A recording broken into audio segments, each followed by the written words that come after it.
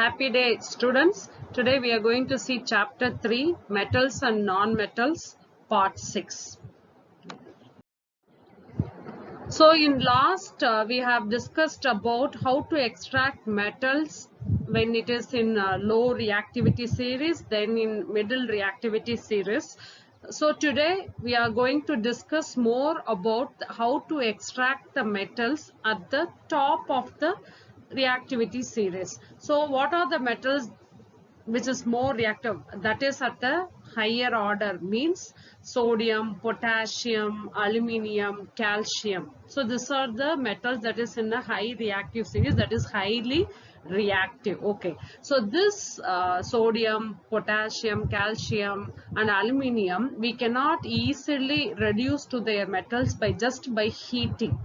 Okay, what happened? Because it has more affinity for oxygen compared to carbon, so it cannot be easily reduced to its oxide just by heating. So it can be reduced to their metals by using electrolytic reduction. Electrolytic reduction of their in molten state or molten chlorides. So we are going to discuss more about electrolytic reduction, that is electrolysis process. Already we have discussed in the first chapter, and we are going to see how to prevent corrosion. What are the different methods we can use to prevent corrosion? First chapter we have seen just the introduction. So in this chapter we are going to see the different methods, how to prevent the corrosion in by different methods in detail. So here if you take molten sodium chloride. Okay, so if sodium chloride, you know what is the formula for sodium chloride? NaCl. Okay, so we know very well that Na plus and Cl minus. Correct. So what will happen? We know very well, positive charge, it will go and get deposited at the cathode, and chlorine ion, it will lose electrons, so it is negative anion, so it will go and get deposited at anode. So we know very well. So sodium, it will gain electron, it will change into sodium metal, whereas the chlorine, it will lose electron, and this 2 chlorine, it will combine to form chlorine atom. Next, if we proceed to the actual process of electrolytic reduction. Okay, so this is the setup of electrolytic reduction. First we should know what is refining of metals. So refining of metals, so we know that when the metal is extracted from its ore, it will contain the impurities. Correct. So we need to remove the impurities from the metal. So you need to obtain the pure metal. What do we need to? So impurities, it will be mixture of other metals. So we need to import sand, clay particles, or some other impurities, it will be mixed up. So we need to refine the pure metal from the impure metal. So that process is called as refining of metals. So the most common method used for refining of metals is electrolytic refining. So we will discuss. So this is the setup of electrolytic reduction or electrolytic refining. So this is, you know very well, this is anode. Anode is positive charge electrode, and this is cathode. Cathode is negatively charged electrode. So we need to get the pure copper from impure copper. So impure copper, we will block of impure copper, we will make it as anode. Cathode is the thin strip of pure copper. So the electrolytic solution will be copper sulfate solution. So what will happen? So when electricity, it is connected to the battery. So when electricity is passed through it, pure metal from anode, it will come as Cu2 plus ions. Okay, so you know very well impure copper. So the pure copper from anode, it will move into this solution, and equivalent amount, how much it is dissolved in this solution, equivalent amount of Cu2 plus and copper will go and get deposited at the cathode, because this cathode is the pure copper we have taken this as a cathode. The remaining the impurities, it will be deposited below the anode, and it is called as anode mud. So this is the setup of electrolytic reduction. What we are taking in anode, this is positive charge electrode. We are taking the impure copper as a block of impure copper as the anode. In a cathode, we are taking a pure copper strip, thin sheet of copper strip. So when electricity is passed through water, the pure copper will mix into this solution. So usually the electrolyte, whatever solution we are taking is related to this. So copper sulfate solution, in this case we are taking as a electrolytic electrolyte. So pure copper from anode, it will go and get deposited at the cathode, and the impurities, it will deposited as anode mud. So now we are going to see corrosion. Now we are going to discuss about corrosion. Corrosion means, already we have seen the iron objects, mainly in our daily life, iron objects play an important role. Correct. So due to the moisture present in the atmosphere or water, what will happen? It will break into brown flaky substance, that is called as rust. So rust, what will happen? You can look at the picture.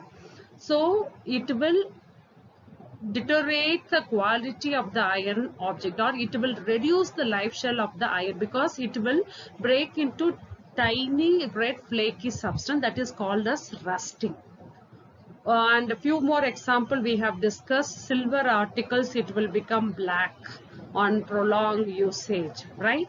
And copper also, the lamp which we are using in a home, you can see the green coating over its shiny appearance, brown appearance, that is also due to rusting. This and all we have discussed in first chapter. So now look at this activity. So in 3 test tube, first test tube, we are dipping the iron nail in water. Okay, second case, we are dipping the iron nail in boiled water. Why boiled water? Water is boiled to remove any air. Okay, to this test tube, you are adding 1 ml or 2 ml of oil. Okay, third test tube, we are adding anhydrous calcium chloride. Already we have learnt anhydrous calcium chloride. What is the purpose of adding anhydrous calcium chloride? It will absorb the moisture from the air. So it is a drying agent. In that alone we are dipping the iron nail. So 3 cases. First case, we are taking test tube A, B and C. In test tube A, only we are dipping iron nail in water alone and air is there. Correct. In the second test tube, we are dipping the iron nail in the boiled water. Boiled water, there will be no air, and we are adding 1 ml or 2 ml of oil. You know, oil will float over the water. Third case, we are just putting the iron nail in anhydrous calcium chloride. So in what case you will find the rust formation? Yes, you will find the rust formation only in case of test tube A. Why? Because it is exposed to both water and air. So it is the condition required for any iron objects to get rusted, right? So it meets that condition. So this iron nail will be getting rusting. It will get rusted. Okay, in the second case, you know very well that the oil layer will be over the water. So this oil layer will be prevent air. It will prevent the air to get dissolved in water. As a layer, it will prevent it. So no rust formation will be seen in test tube B. Whereas in case of test tube C, anhydrous calcium chloride, you know very well that it will absorb the moisture from the air. So there will be no moist air will be there, only dry air will be there. So in dry air, there is no possibility of rust formation. So only rust formation will take place in case of test tube A. Now we are going to see what are the different methods of preventing rusting.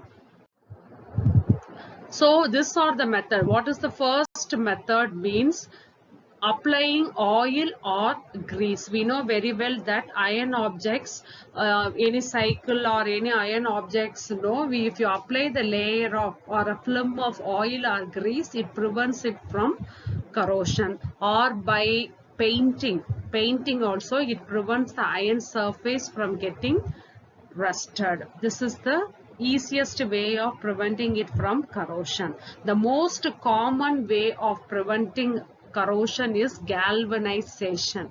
Galvanization is nothing but we will coat this is the iron object, the coating of zinc over the iron object. That process is called as galvanization. Why? Means we know very well that zinc is more reactive than iron. So whenever when zinc reacts with the air or water and the moisture content or acids present in the air, zinc coating will get rusted. So it will prevent the iron objects behind it, right? It will prevent only the zinc layer, it will get affected, so that it will not, the iron objects will not get affected. So this is the process of galvanization. Another method is by tinning. Tinning means by coating with tin. Why mostly we will prefer tin? Means tin is non-poisonous. So if you store the food items made up of tin, it will not react with the food items. But most compared to tinning and galvanization, galvanization is the most preferred one. Okay, mainly in ships or the buildings, the huge buildings where we are using, or the car bodies, right? The car or the motorbike bodies, okay, it is made up of the iron object. So mostly there they will use the process of galvanization to prevent it from rusting. Another method is by alloying. Alloying is the main thing. Alloying is nothing but it is the homogeneous mixture of metal with other metals or metal with non-metals. By mixing 2 or 3 metals, we will make it the iron objects to get prevented from rusting. So if you say these are the different alloys, steel, it is the mixture of iron and carbon. If you take the stainless steel, mainly we will be using to make cutlery items or our kitchen gadgets, right? Kitchen tools or car bodies or anything, the stainless steel, because it is the mixture of iron, chromium, okay, and nickel. So this is the mixture of 3 things. So that is called as stainless steel.